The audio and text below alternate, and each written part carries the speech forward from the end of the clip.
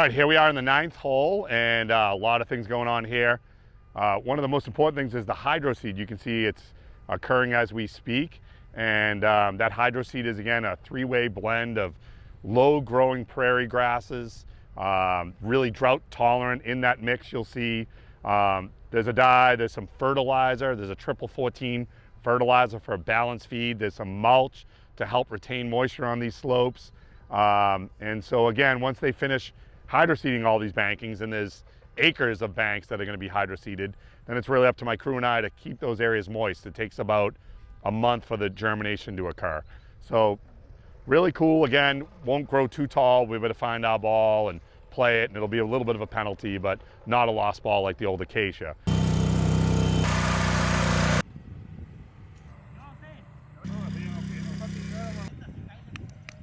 These slopes around the 9th green, they require a little extra work. They're small rolls as opposed to the big roll that they can use the big equipment to lay out, and it just takes a little more time.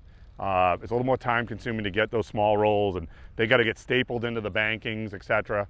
And so, as we discussed earlier, you can do almost an acre depending on how slopey the golf course is. All right, we're here on the 6th hole, and this Coachella has been down a couple weeks, and pretty amazing. We already have several mows on it, and we're at a 1/2 inch height, and it's tight, hardly any seed heads, color's amazing.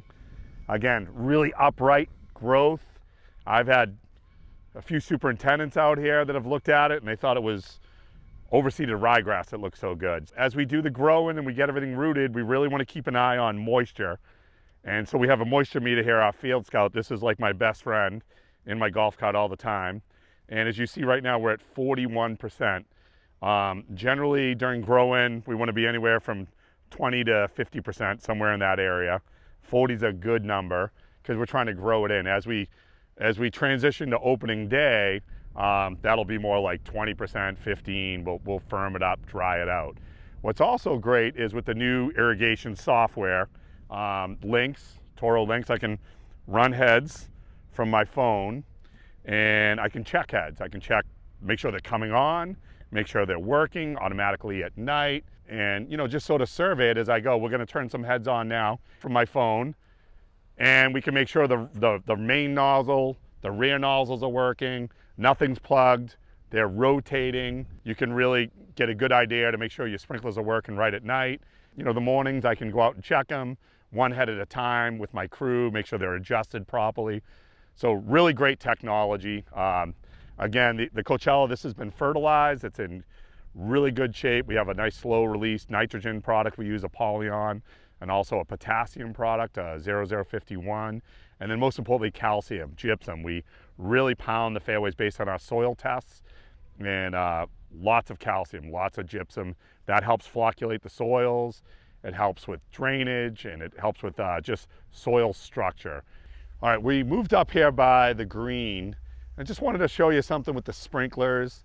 And some of these bankings, absolutely beautiful architecture that Tim's constructed here. But one thing that's important is you see like here on 6, this banking is really steep. And then we got the fairway that's really low. And if I just run that sprinkler to keep that banking green and looking good and playable and alive, that lower area is going to get wet. So there is hand watering that my crew and I will have to do to make sure that we keep the course firm and playable, but also looking great. And so again, the sprinklers, the new system, they're great. I mean, excellent new system, but we're still going to have to hand water with all the slopes and hills.